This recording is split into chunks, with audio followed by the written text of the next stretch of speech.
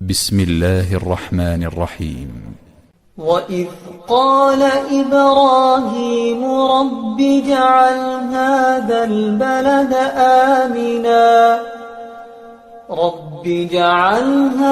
البلد آمنا واجنبني وبني أن نعبد الأصنام رب إنهن أضللن كثيرا من الناس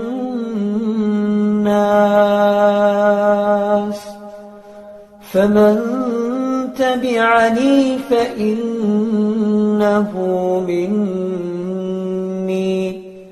ومن عصاني فإنك غفور رحيم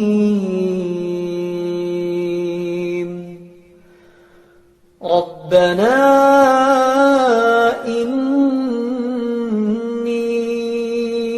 أسكنت من ذريتي بواد غير ذي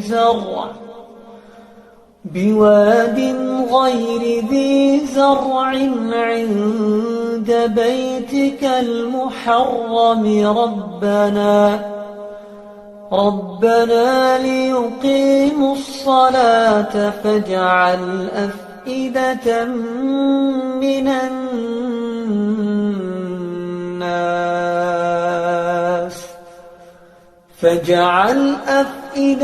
من الناس تهوي إليهم وارزقهم من الثمرات لعلهم يشكرون ربنا إنك تعلم ما نخفي وما نعلن وما يخفى على الله من شيء في الأرض ولا في السماء الحمد لله الذي وهب لي على الكبر إسماعيل وإسحاق إن ربي لسميع الدعاء رب اجعل لي مقيم الصلاة ومن ذريتي ربنا وتقبل دعاء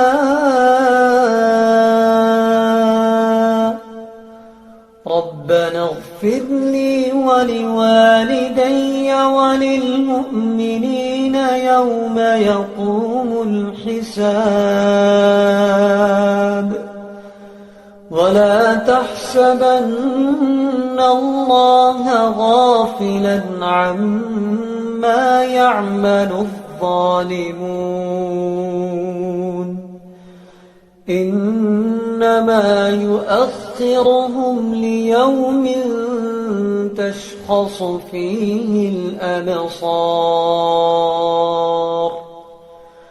مهطعين مقنعي رؤوسهم لا يرتد إليهم طرفهم وأفئدتهم هواء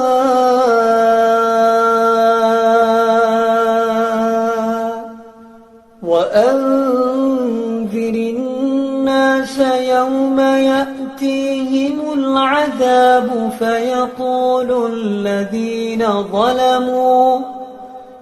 فيقول الذين ظلموا ربنا أخرنا إلى أجل قريب نجب دعوتك ونتبع الرسل أولم تكونوا أقسمتم من قبل ما لكم من زوال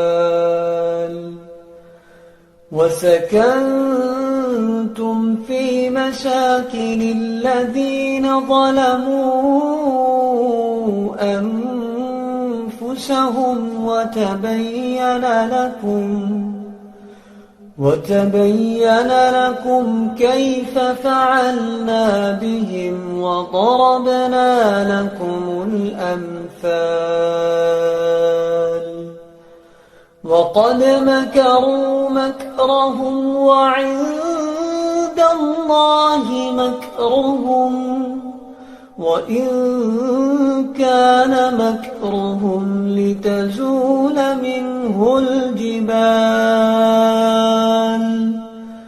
فلا تحسبن الله مخلف وعده رسله إن الله عزيز ذو انتقام يوم تبدل الأرض غير الأرض والسماوات وبرزوا لله الواحد القهار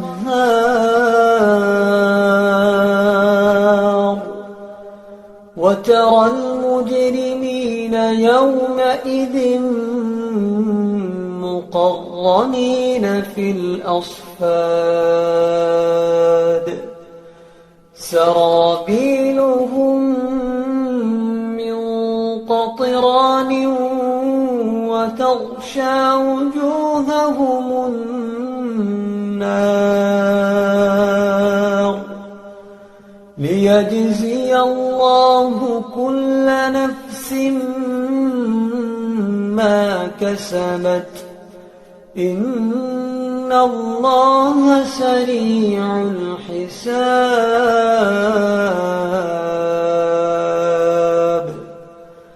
هذا بلاغ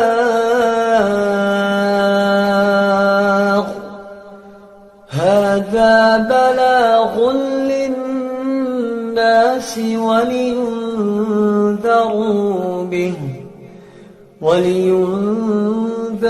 به وليعلموا أنما هو إله واحد وليذكر أولو الألباب